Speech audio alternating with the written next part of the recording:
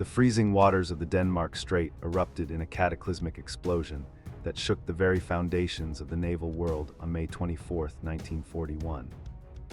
A pillar of black smoke and searing orange flame shot thousands of feet into the gray morning sky as the pride of the Royal Navy was torn apart in seconds. His Majesty's ship Hood had been the symbol of British naval power for 2 decades, but now she was nothing more than twisted metal sinking beneath the icy waves. Only 3 men out of a crew of over 1,400 would survive this devastating blow. The destruction was so sudden and violent that the sailors on nearby ships could barely comprehend what they had just witnessed. On the bridge of the battleship Prince of Wales, the officers stared in horror at the spot where the mighty battlecruiser had been just moments before. Debris rained down on their decks like hail, while the deafening roar of the explosions still echoed across the cold water. There was no time to mourn the dead or process the shock, because the enemy guns were now turning toward them. The German battleship Bismarck had proven her lethal accuracy and terrifying power in a single salvo that changed history. The Prince of Wales was now alone against the most powerful warship in the Atlantic Ocean, and her own guns were malfunctioning in the critical heat of battle. This catastrophic event marked the beginning of the most desperate naval hunt in human history, involving dozens of warships and thousands of sailors. The stakes for the United Kingdom could not have been higher during this dark period of the Second World War. Britain relied entirely on merchant convoys from North America to survive the Nazi blockade and keep her war machine fighting. If a ship as powerful as the Bismarck broke out into the open Atlantic, she could destroy these convoys with impunity. The island nation would be strangled into submission within months if the supply lines were cut. The Royal Navy simply had to sink this monster before she disappeared into the vast ocean. The man commanding the German task force was Admiral Gunther Lutjens, a career officer known for his rigid adherence to orders and tactical caution. He stood on the bridge of the Bismarck watching the burning wreckage of the Hood with a grim expression rather than triumph. Lutjens knew that while he had won a tactical victory, he had also roused the entire British Empire against him. He was a man of the old school who understood that the destruction of the Hood would bring every available British warship down upon his head. His mission was to raid commerce vessels, but now he was the hunted prey in a deadly game of cat and mouse. The Bismarck herself was a marvel of modern engineering and the pinnacle of German naval construction at the time of her launch. She displaced over 50,000 tons when fully loaded and carried 8 15-inch guns capable of hurling shells over 20 miles. Her armor plating was incredibly thick and designed to withstand the heaviest punishment from enemy fire. She was faster than any British battleship, which gave her the ability to choose when to fight and when to run. This combination of speed, firepower, and protection made her the most dangerous single weapon on the planet in 1941. The British Admiralty feared her more than any other ship. Before the encounter in the Denmark Strait, the Bismarck and her heavy cruiser consort Prince Eugen had slipped out of the Baltic Sea unnoticed. They had navigated through the narrow channels of the Great Belt and moved up the coast of occupied Norway under the cover of darkness. Admiral Lutjens hoped to break into the Atlantic through the fog and ice north of Iceland without being detected by British patrols.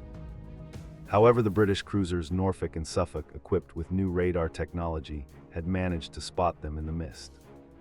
This early detection forced the engagement that led to the destruction of the Hood and damaged the Prince of Wales. Although the Bismarck had emerged victorious from the duel, she had not escaped unscathed from the heavy British shells. A hit from the Prince of Wales had passed through her bow and ruptured a fuel tank, causing a significant oil leak. The damage forced Admiral Lutjens to make a critical decision that would seal the fate of his ship and crew. He could no longer continue his mission to raid Atlantic convoys with a trailing oil slick and reduced speed. He decided to detach the Prince Eugen to continue the mission alone while he steered the wounded Bismarck toward the safety of occupied France for repairs. The separation of the 2 German ships allowed the Prince Eugen to escape south into the Atlantic, while the British focused entirely on the Bismarck. Admiral John Tovey, the commander of the British Home Fleet, was mobilizing every available asset to catch the German giant. From Scapa Flow in Scotland to Gibraltar in the Mediterranean, ships were ordered to drop everything and converge on the last known position of the enemy. Battleships, aircraft carriers, cruisers, and destroyers steamed at full speed through rough seas. The order from Prime Minister Winston Churchill in London was simple and absolute. Sink the Bismarck. For several tense hours, the British cruisers Norfolk and Suffolk managed to shadow the Bismarck through the gloom using their radar sets. The chase continued through the day and into the night with the German crew at high alert and unable to rest. Admiral Lutjens knew he was being followed and ordered a brief engagement to drive the shadowers back. He turned the massive guns of the Bismarck on his pursuers, forcing them to turn away behind a smoke screen. This maneuver bought him some time, but the British radar operators were skilled and soon reacquired his position. The tension on board the German battleship was palpable as the crew waited for the next attack. Then came a moment of disaster for the British pursuers that nearly allowed the German battleship to escape their grasp completely. The Bismarck made a sudden turn to starboard, looping behind her wake in a maneuver designed to break radar contact. The British ships lost the signal in the clutter and confusion of the stormy night. For over 30 hours, the most dangerous ship in the world was loose in the Atlantic, with no one knowing where she was. Panic began to set in at the Admiralty in London as they realized the Bismarck might reach the protection of the Luftwaffe air cover near France. Admiral Lutjens, however, made a fatal error based on a misunderstanding of the British radar capabilities and his own situation.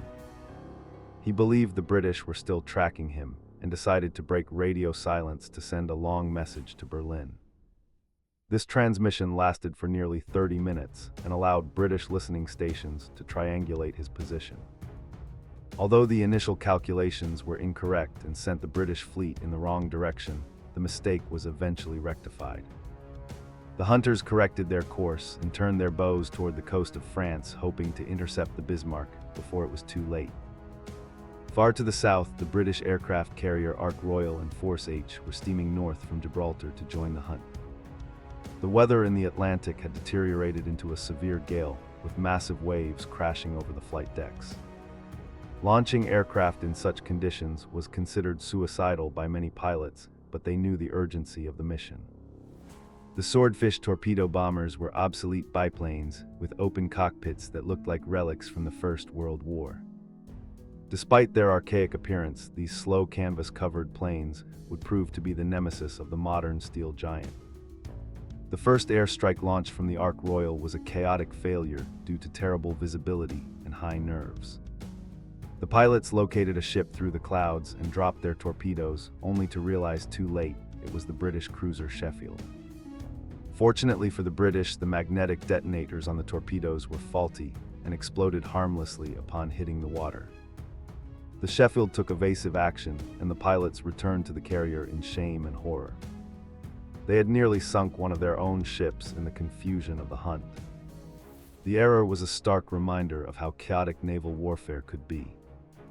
With time running out and the Bismarck getting closer to the safety of French air cover, a second strike was organized.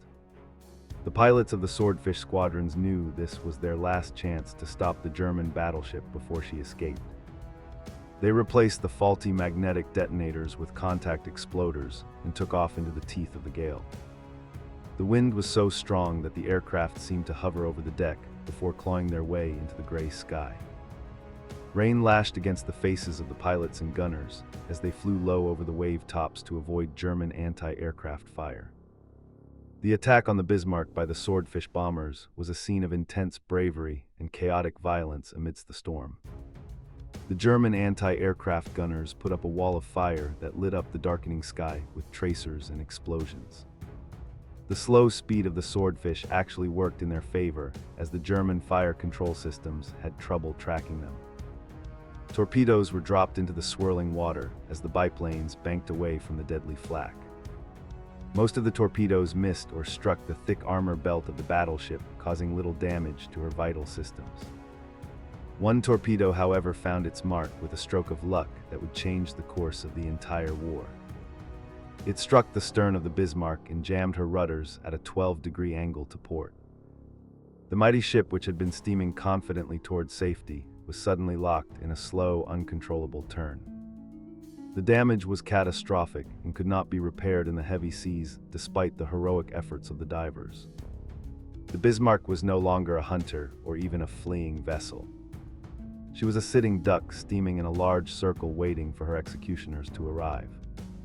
On board the Bismarck, the realization of their doom settled heavily over the crew and their commander, Admiral Lutjens. A message was sent to the German High Command stating simply that the ship was unmaneuverable and they would fight to the last shell. The mood shifted from disciplined determination to a somber acceptance of the inevitable end that awaited them.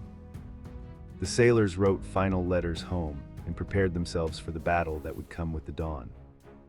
They knew that the entire British home fleet was closing in, and there would be no escape from the steel ring tightening around them.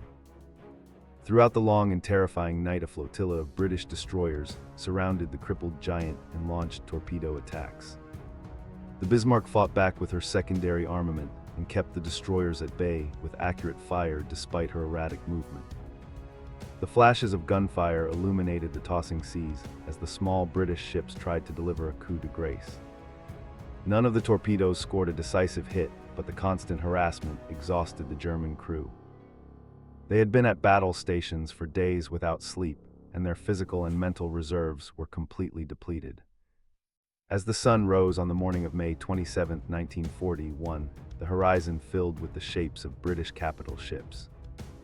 The battleships King George V and Rodney, along with the heavy cruisers Norfolk and Dorsetshire, had arrived for the kill.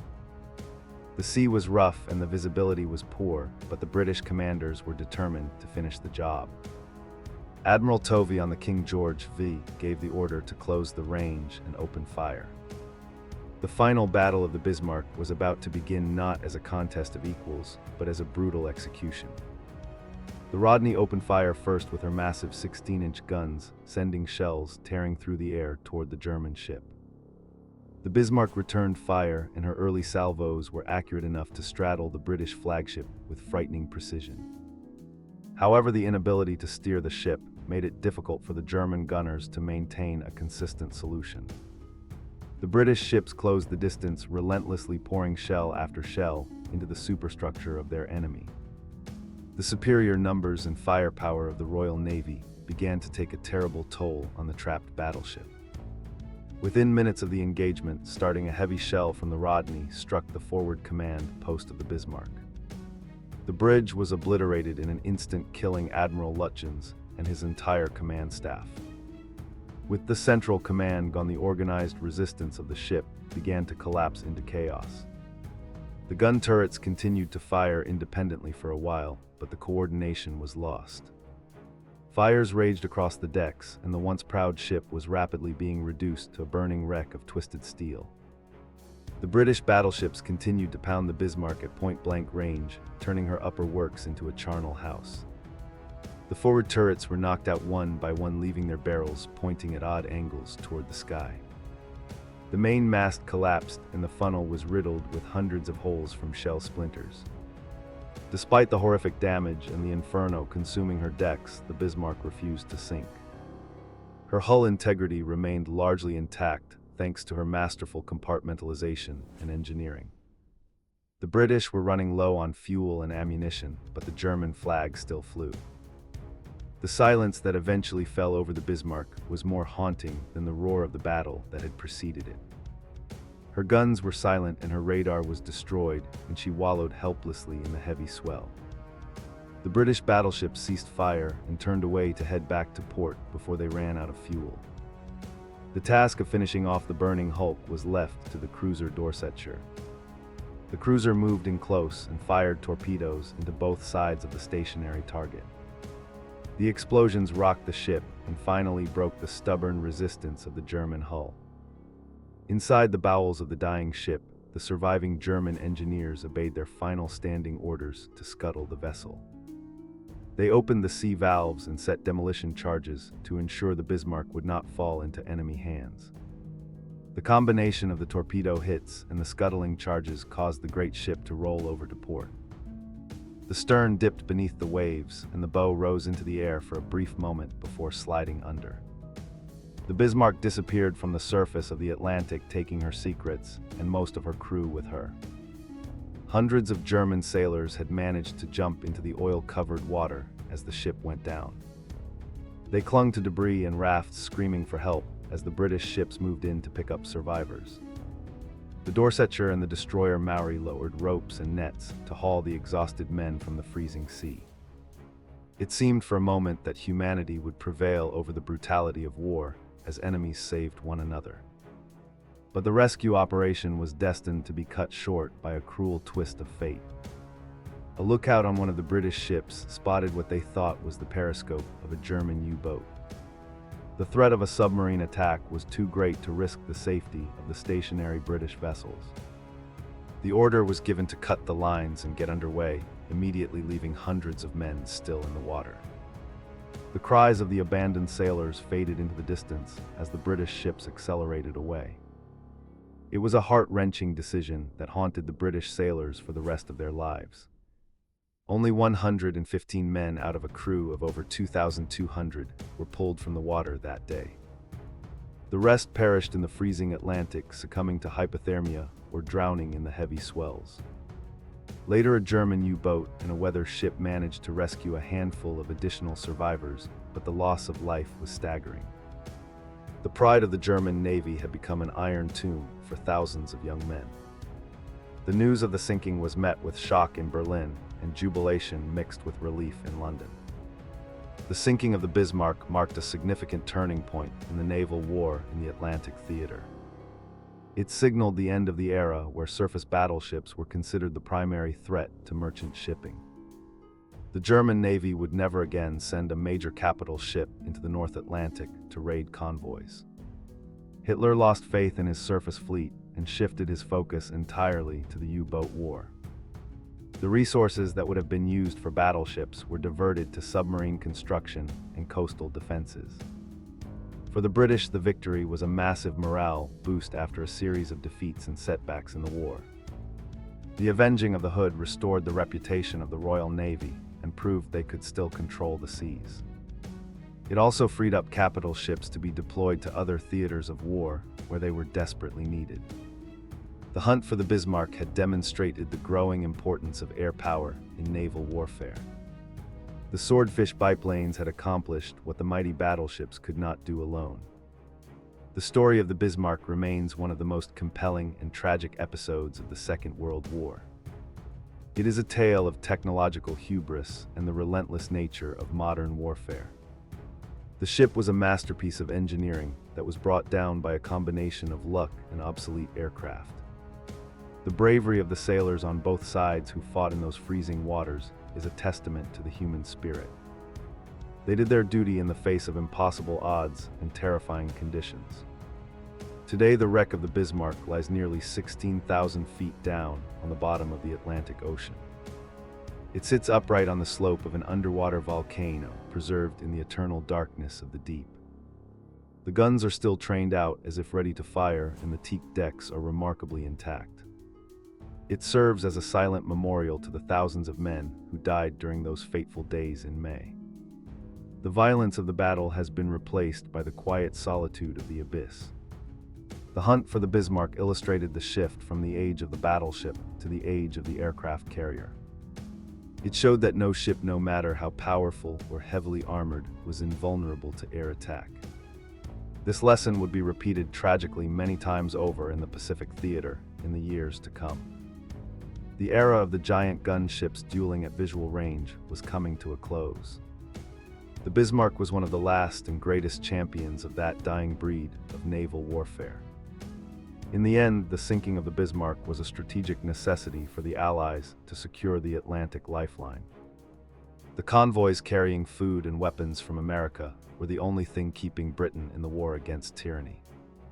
Had the Bismarck succeeded in her mission, the outcome of the war in Europe might have been very different. The sacrifice of the men on the Hood and the relentless determination of the Royal Navy ensured that did not happen. The sea lanes remained open and the hope of victory remained alive. We look back on these events not to glorify the destruction, but to understand the cost of conflict.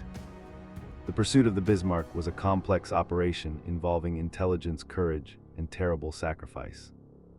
It reminds us that history is shaped by individual decisions and moments of chance as much as by great forces. The image of the great ship sinking beneath the waves is a powerful symbol of the fall of the Third Reich's naval ambitions. The ocean claimed the mighty battleship and left only the whispers of time in its wake.